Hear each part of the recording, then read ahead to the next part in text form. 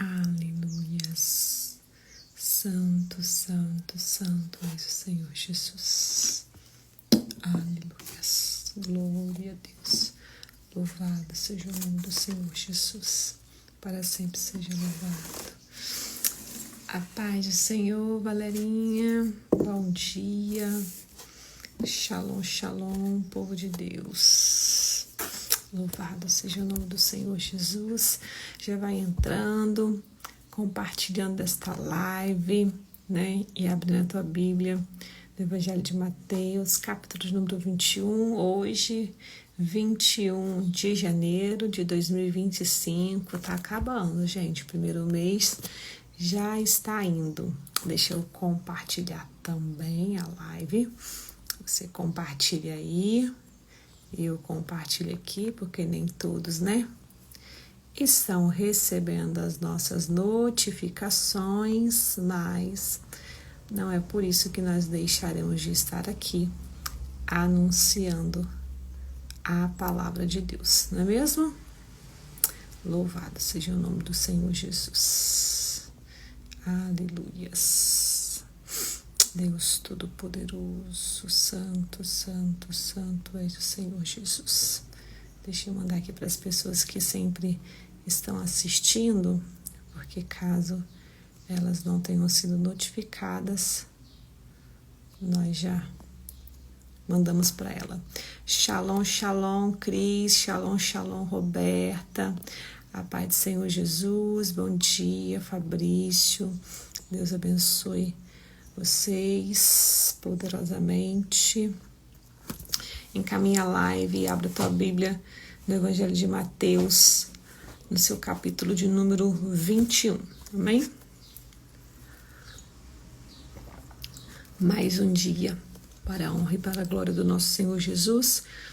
Mais um dia que Ele renovou o nosso fôlego de vida.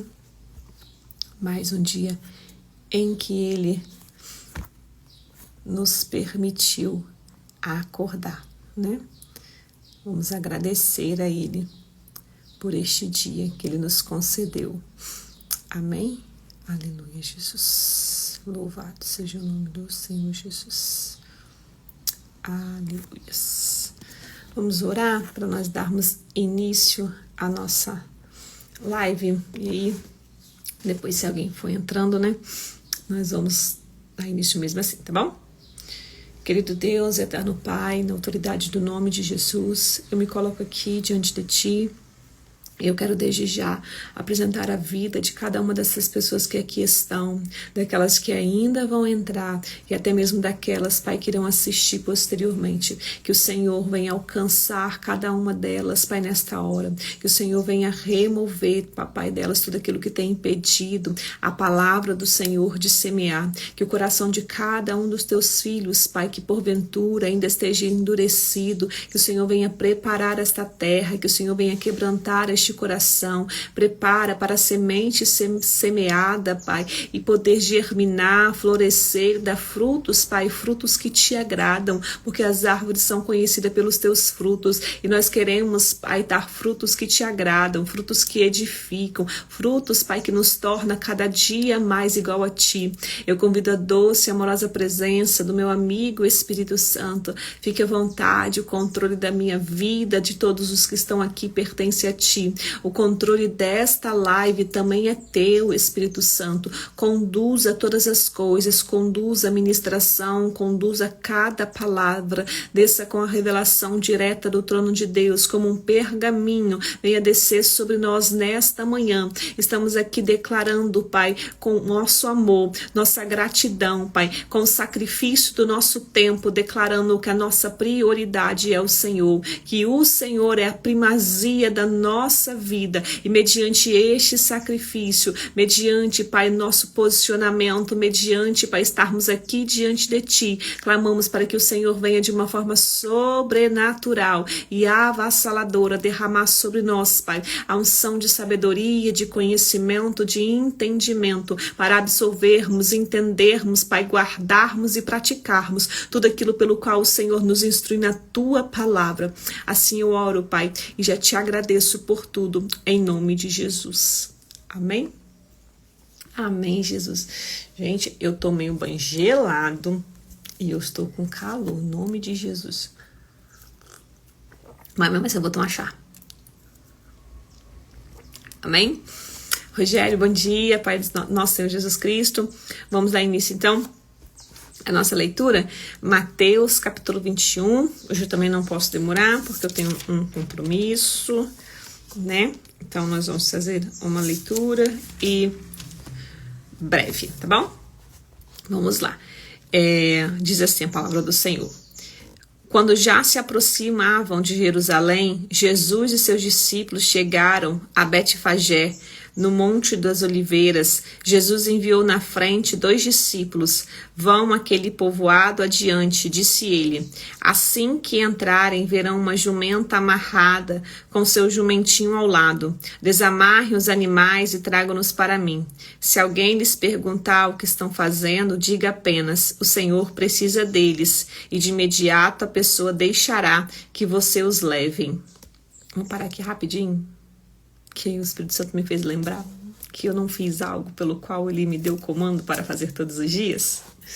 Senhor, eu quero nesta hora revestir cada um dos teus filhos com as armaduras de proteção. Coloque sobre eles, Pai, o capacete da salvação, couraça da justiça, cinturão da verdade, o escudo da fé, a espada do Espírito e as sandálias do Evangelho da paz. Sobre estas armaduras, Pai, uma blindagem com o sangue do Cordeiro, um revestimento com o óleo da tua unção. Derrama, Pai, sobre a cabeça de cada um dos teus filhos nesta hora, assim como colocar, Pai, as armaduras qualificadas para neste dia eles estarem protegidos de toda seta, de todo mal, de todo ataque, contra-ataque, Pai. O Senhor venha descer também com o óleo da unção sobre eles, Pai, em nome de Jesus.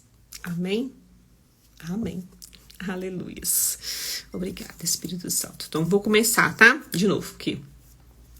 Quando já se aproximavam de Jerusalém, Jesus e seus discípulos chegaram a Betfagé, no Monte das Oliveiras. Jesus enviou na frente 2 discípulos. Vão àquele povoado adiante, disse ele. Assim que entrarem, verão uma jumenta amarrada com seu jumentinho ao lado. Desamarrem os animais e tragam-nos para mim. Se alguém lhes perguntar o que estão fazendo, digam apenas, o Senhor precisa deles, e de imediato a pessoa deixará que vocês o levem. Isso aconteceu para cumprir o que foi dito por meio do profeta. Nós vamos ler depois lá, né, que a vinda de Jesus a Jerusalém foi anunciada pelo profeta Isaías, pelo profeta Zacarias, depois nós vamos ler, tá bom? Digam ao povo de Sião, vejam, seu rei se aproxima, ele é humilde e vem montado no jumento, no jumentinho, crio de jumenta. Os 2 discípulos fizeram como Jesus havia ordenado. Trouxeram a jumenta e o jumentinho e puseram seus mantos sobre o jumentinho e Jesus montou nele. Grande parte da multidão estendeu seus mantos ao longo do caminho diante de Jesus e outros cortaram ramos das árvores e os espalharam pelo chão. E as pessoas, tanto os que iam à frente como os que seguiam, gritavam, Hosana, filho de Davi, bendito é o que vem em nome do Senhor, Hosana no mais alto céu. Quando Jesus entrou em Jerusalém, toda a cidade estava em grande alvoroço. Quem é este? Perguntavam. A multidão respondia, é Jesus, o profeta de Nazaré, da Galileia. Aleluia, Jesus. Vamos ler aqui então. Abra aí a tua Bíblia em Isaías 61:11. Deixa eu ver se é. Isaías 61:11. Cadê? Isaías 62:11. Isso aí, Isaías 62:11, que diz assim: o Senhor enviou esta mensagem até os confins da terra. Diga ao povo de Sião, vejam, seu Salvador se aproxima. Olhem, ele traz consigo sua recompensa. Eles serão chamados de povo santo e o povo que o Senhor resgatou. E Jerusalém será conhecida como lugar desejável e cidade não abandonada.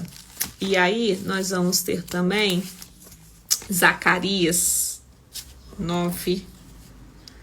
Zacarias 9 e no versículo 9, que diz assim: Alegre-se, ó povo de Sião, exulte, ó preciosa Jerusalém. Vejam, seu rei está chegando, ele é justo e vitorioso, mas também é humilde e vem montado no jumento, no jumentinho, cria de jumenta. Removerei de Israel os carros de guerra e de Jerusalém os cavalos. Destruirei as armas usadas na batalha e seu rei trará paz às nações. Então aqui nós vemos que lá o profeta Zacarias, né, anunciou a vinda de Jesus, né, inclusive montado no jumentinho. E nós lemos também, né, que lá em Isaías, o profeta Isaías também anuncia a vinda de Jesus, né? A entrada de Jesus em Jerusalém foi cumprimento, né, do que foi dito através dos profetas Isaías e do profeta Zacarias. Só que neste contexto que nós estamos ali lendo aqui no capítulo 21, nós estamos nos referindo sobre a entrada triunfal, né, de Jesus em Jerusalém, aonde aqui se inicia o fim do ministério terreno de Jesus. E nós vamos entender, né, isso à medida que nós vamos ler. Então vamos continuar aqui. No 12 agora, tá bom? Deixa eu ver se tem outra referência aqui. Não, era só essas duas mesmo, né? Vamos lá, então. Então Jesus entrou no templo e começou a expulsar todos que ali estavam comprando e vendendo animais para os sacrifícios. Derrubou as mesas dos cambistas e as cadeiras do que vendiam pombas, dizendo: As escrituras declaram, meu templo será chamado casa de oração, mas vocês os transformaram no esconderijo de ladrões. Os cegos e os coxos vieram a Jesus no templo, e ele os curou. Quando os principais sacerdotes e mestres da lei viram estes milagres maravilhosos e ouviram até as crianças no templo gritar: Hosana, filho de Davi, ficaram indignados. Está ouvindo o que as crianças estão dizendo? Perguntaram a Jesus. Sim, respondeu ele. Vocês nunca leram as escrituras? Ela disse: Ensinastes crianças e bebês a te dar louvor. Então ele voltou a Betânia, onde passou a noite. Então aqui no Mateus, quando nós vamos ler a partir do versículo de número 12, o momento em que Jesus purifica o templo, ele vai chegar no templo e ali ele vai declarar, né, assim como as escrituras diz, que o templo será chamado casa de oração. Porém, né, eles estavam transformando aquele lugar no esconderijo de ladrões. Eles estavam ali com benefícios próprios e não mais para orar, não mais para adorar a Deus, mas para adquirirem recursos, né? Estavam ali tratando o templo do Senhor como um comércio. E quantas pessoas não têm feito isso na atualidade? Num cenário diferente, mas no mesmo contexto. Naquela época era no lugar, né, separado como o templo do Senhor, que os cambistas estavam ali, né, que as pessoas estavam ali desagradando ao Senhor. Mas nós sabemos que nós somos o templo do Espírito Santo, e quanto daqueles, né, que carregam a presença do Senhor, que receberam dons do Senhor, que recebeu, né, a unção do Senhor, e agora ele está tratando isso que o Senhor lhe deu de uma forma para benefício próprio, né? Para se autopromover, para conquistar coisas materiais e não mesmo voltado, né, com o intuito da palavra, que é orar, que é interceder, que é estar na presença do Senhor. Tem se transformado esconderijos de ladrões, porque tem lá, né, tudo aquilo que tem guardado no coração, tudo aquilo que tem estado, né, à frente deles, é uma soberba, uma altivez, um orgulho, um benefício próprio, né, uma avareza, ao mesmo tempo uma ganância, né, ao mesmo tempo uma avareza e uma ganância, e tem escondido ali os ladrões. Ladrões é esse, ladrões que roubam o tempo de Deus, ladrões que roubam a prioridade de Deus, ladrões que roubam a essência de Deus. Tudo isso que eu citei, né, além de ser pecado, né, é o que rouba a presença de Deus. Então os pecados são os ladrões que nós escondemos, né, que é aqueles que cometem, né, escondem dentro do coração. Não é diferente desse tempo, é só um cenário diferente, mas o contexto é o mesmo, infelizmente, né? E aqui Jesus estava desafiando, né, aquele povo com aquelas práticas que estavam desagradando a ele, e ele vai expulsar, né, todos aqueles cambistas da casa do pai, né? Ele não vai aceitar aquilo. Os escribas e os fariseus vão ficar indignados, é claro, né? Como toda a história nós vamos ver isso, que eles ficaram indignados, mas amém. Vamos continuar aqui. Aleluia. Beber meu chá, senão esfria. Versículo de número 18. Deixa eu ver se tem alguma referência aqui. No 18 tem. De manhã, enquanto voltavam para Jerusalém, Jesus teve fome. Encontrando uma figueira à beira do caminho, foi ver se havia figos, mas só encontrou folhas. Então disse à figueira: nunca mais dê frutos. E no mesmo instante a figueira secou. Quando os discípulos viram isso, ficaram admirados e perguntaram: como a figueira secou tão depressa? Jesus respondeu: eu lhes digo a verdade. Se vocês tiverem fé e não duvidarem, poderão fazer o mesmo que fiz com esta figueira e muito mais. Poderão até dizer a este monte: levante-se e atire-se no mar, e isso acontecerá. Se crerem, receberão qualquer coisa que pedirem em oração. Aqui, né, ao mesmo tempo que Jesus está amaldiçoando a figueira, ele nos deixa aqui um grande exemplo de fé, o poder da fé. E eu sempre, quando tenho a oportunidade, eu falo isso com os irmãos, né? E a palavra do Senhor está dizendo: se crerem, receberão qualquer coisa. Não é uma coisa hoje ou talvez, não, é qualquer coisa. Se crerem, receberão qualquer coisa que pedirem em oração.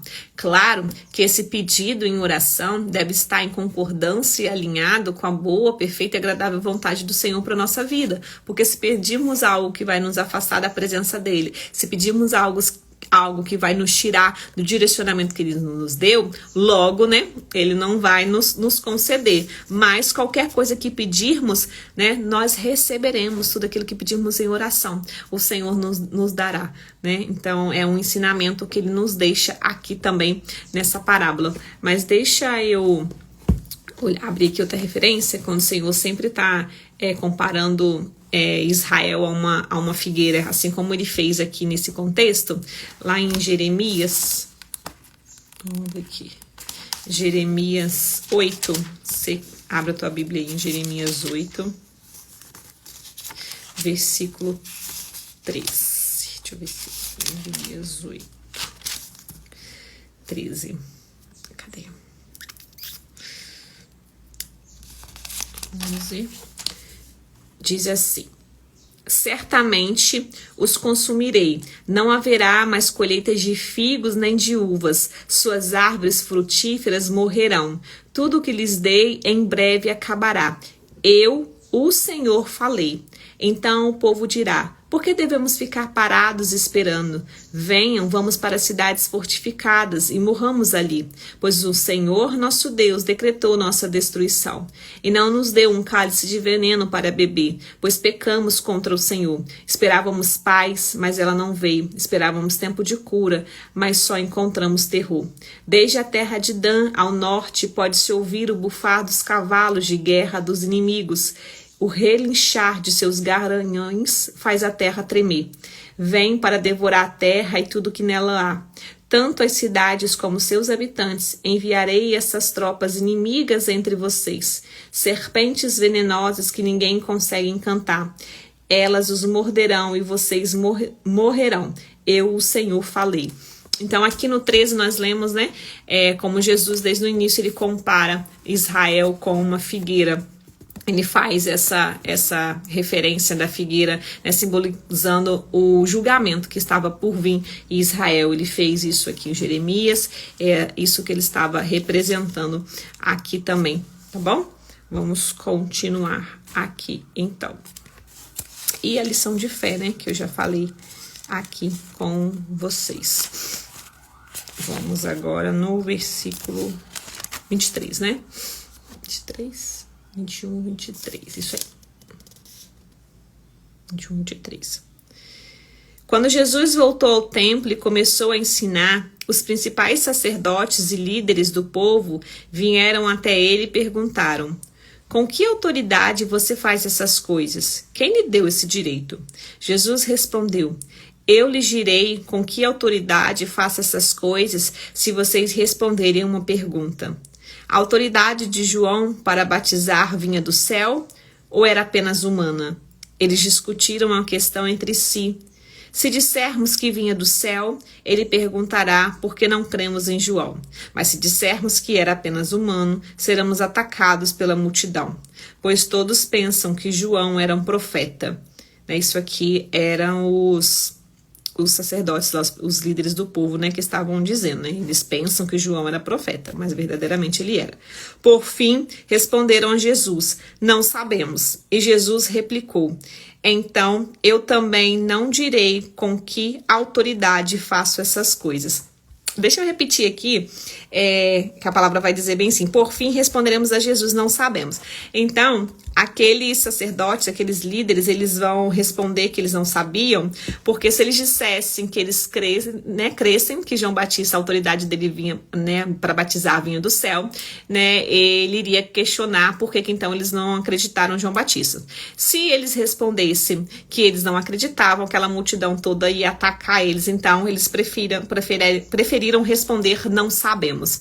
E aí, me fez lembrar que os sacerdotes, os principais das sinagogas naquele tempo, havia uma religiosidade, infiltrada neles, cravada neles ali, que nem Jesus deu conta daquela religiosidade deles, E aí eu sempre digo isso, que o religioso, ele só é religioso porque ele tem medo de confronto, ele não quer ser confrontado, ele não quer ler a Bíblia, ele não quer conhecer as Escrituras, ele só conhece o de ouvir, mas não de praticar. Então aqui eles demonstram isso ao responder: não sabemos. Eles não querem confronto, eles não queriam confrontar, mas eles não eram tão pautados em determinadas coisas, por que então temer? E essa é a realidade do religioso: não quer confronto, não quer viver a palavra, não quer ler a palavra. Eu digo que o religioso só é religioso porque ele tem preguiça de ler a palavra, porque ele tem medo, porque ele é preguiçoso, não quer ler, porque ele é medroso, não quer confronto, por isso que ele é religioso. Então ele prefere ficar dentro daquela bolha da religiosidade, E aqui eles demonstram isso. E Jesus vai responder: então eu também não direi com que autoridade faço essas coisas. E tudo certo. Amém? E Jesus, era assim, gente. Jesus não era hipócrita, mas, ele tinha a autoridade, ele tinha liberação do Pai, e ele também não ficava se justificando para quem ele sabia que não deveria se justificar. Não é para todo mundo que nós temos que nos justificar, porque nem Jesus fazia isso, Então não se ache assim na obrigação de se justificar a todos e o tempo todo. Se você sabe que aquilo que você está fazendo está debaixo da orientação de Deus, se você tem consciência que a autoridade de Jesus foi imposta sobre a tua vida, somente faça e deixa os religiosos dizerem o que eles quiserem. Amém? Deixa eu ver aqui, não tem, seria só essas mesmo. Vamos continuar aqui então. Versículo de número 28. O que acham disto? Um homem que tinha 2 filhos disse ao mais velho: filho, vai trabalhar no vinhedo hoje. O filho respondeu: não vou, mas depois mudou de ideia e foi. Então o pai disse ao outro filho: vá você. E ele respondeu: sim, senhor, eu vou, mas não foi. Qual dos dois obedeceu o pai? Eles responderam: o primeiro. Então Jesus explicou: eu lhes digo a verdade. Cobradores de impostos e prostitutas entrarão no reino de Deus antes de vocês. Pois João veio e mostrou o caminho da justiça, mas vocês não creram nele, enquanto cobradores de impostos e prostitutas creram. E mesmo depois de verem isso, vocês se recusaram a mudar de ideia e crer nele. Forte, essa palavra? Pois é, então desde os tempos de Jesus, desde lá atrás, as pessoas achavam, que os menos favorecidos, que os excluídos, não poderiam estar ali, não poderiam participar daquilo que Jesus estava ensinando. Mas a verdade é que Jesus se agrada não de como uma pessoa se encontra a conhecer ele, mas de quem ela se torna, depois de conhecer ele, e que nós viemos ficar pautados nisso. Amém? Vamos ler aqui agora o 33. Amém, Roberta. Depois você termina de assistir lá no gravado, tá bom? Aline, bom dia. Tá? Vamos continuar aqui. Agora ouçam outra parábola. O dono de uma propriedade plantou um vinhedo, construiu uma cerca ao redor, um tanque de prensar e uma torre para o guarda. Depois arrendou o vinhedo a alguns lavradores e partiu para um lugar distante. No tempo da colheita da uva, enviou seus servos a fim de receber sua parte da colheita. Os lavradores agarraram os servos, espancaram um deles, mataram o outro e apedrejaram o terceiro. Então, o dono da propriedade enviou um grupo maior de servos para receber a parte dele, mas o resultado foi o mesmo. Por fim, o dono enviou seu filho, pois pensou, certamente respeitarão meu filho. No entanto, quando os lavradores viram o filho, disseram uns aos outros, aí vem o herdeiro da propriedade. Vamos matá-lo e tomar posse desta terra. Então o agarraram, o arrastaram para fora do vinhedo e o mataram. Quando o dono da terra voltar, o que vocês acham que ele fará com aqueles lavradores? Perguntou Jesus. Os líderes religiosos responderam, ele os matará cruelmente e arrendará o vinhedo para outros que lhe darão sua parte depois de cada colheita. Então Jesus disse, vocês nunca leram nas Escrituras? A pedra que os construtores rejeitaram se tornou a pedra angular. Isso é obra do Senhor e é maravilhosa de se ver. Eu lhes digo que o reino de Deus lhe será tirado e entregue a um povo que produzirá os devidos frutos. Quem tropeçar nesta pedra será despedaçado, e aquele sobre quem ela cair será reduzido a pó. Quando os principais sacerdotes e fariseus ouviram essa parábola, perceberam que eles eram os lavradores maus a que Jesus se referia. Queriam prendê-lo, mas tinham medo das multidões, pois elas os consideravam um profeta. Enfim, eles entenderam, né? Algo que Jesus estava falando ali. Então, inteligente eles eram, né? Eles vão entender que, né, Jesus estava se referindo a eles, né, os sacerdotes e os fariseus. E mais interessante, e nós vimos isso em alguns desses versículos que nós lemos hoje, e temos lido também ao decorrer do nosso devocional, que todas as vezes quando Jesus vai confrontar, né, os fariseus, ele vai dizer para eles, vocês nunca leram na Escritura? Então Jesus sempre confrontava com a própria palavra, com a verdade, né, com aquilo que já estava escrito. E os fariseus, os sacerdotes, eles deveriam conhecer a palavra. Então Jesus confrontando eles, vocês não conhecem Escrituras? É aquilo que eu falei com vocês, né? A mentalidade, a religiosidade sobre a vida deles, eles verdadeiramente não conheciam, porque se eles conhecessem, primeiro eles reconheceriam, né, que Jesus era o único e suficiente Salvador, mas eles entendiam, né, e liam somente aquilo que era benefício próprio para eles, aquilo que ia dar algum privilégio a eles, né, a parte que favorecesse a eles, né, essa eles se empenhavam em conhecer, as demais não, por isso que eles não reconheceram Jesus, né, e também porque precisava se cumprir, né, ali se eles reconhecem Jesus como Salvador, não se cumpriria tudo aquilo pelo qual, né, os profetas já haviam dito, né, o Senhor já havia estabelecido que aconteceria com Jesus, amém? Então, nós terminamos aqui o capítulo de número 21, amanhã nós vamos ler o capítulo de número 22, né? Que também é pequenininho. Não são tão grandes os capítulos seguintes, não. Até o dia 28, nós vamos fazer dessa forma, um capítulo por dia. A partir do dia 29, que vai ser uma quarta-feira, nós vamos, né, dar início a outro livro e vamos fazer daquela forma que eu falei com vocês. Eu leio um capítulo com vocês aqui. Vocês leem 3 capítulos em casa, assim vai ficar aí 4 capítulos por dia, só que aí eu vou trazer a ministração de acordo com aquilo que o Espírito Santo me direcionar. Nós vamos ler o capítulo, se ele me direcionar a falar sobre aquele capítulo, amém, nós falamos, né? Se ele me der outra palavra, se ele me der outra rema, então nós ministramos assim também, tá bom? Eu terminei ontem à noite o meu propósito, tá? Então, hoje eu vou responder o direct, hoje eu vou responder os WhatsApp, mas não vou começar agora, tá bom? Mais tarde, na parte da tarde, eu começo a responder todos vocês. Aquele que não me chamou ainda, lá no link da bio, ou até mesmo aqui no direct, para fazer a sua inscrição, tá? Você já me chama, porque nossa Masterclass já é domingo, dia 26, né? Removendo todo tipo de medo, e assim vai ser poderoso. Eu já comecei no domingo a produzir o conteúdo, né? O PDF daquilo que vai ser ministrado, que eu vou mandar para vocês também. Vou mandar para vocês no sábado, para dar tempo, né, daqueles que quiserem imprimir, tá bom? E nós vamos nos falando. Amanhã estaremos aqui novamente às 7 horas da manhã para o nosso devocional.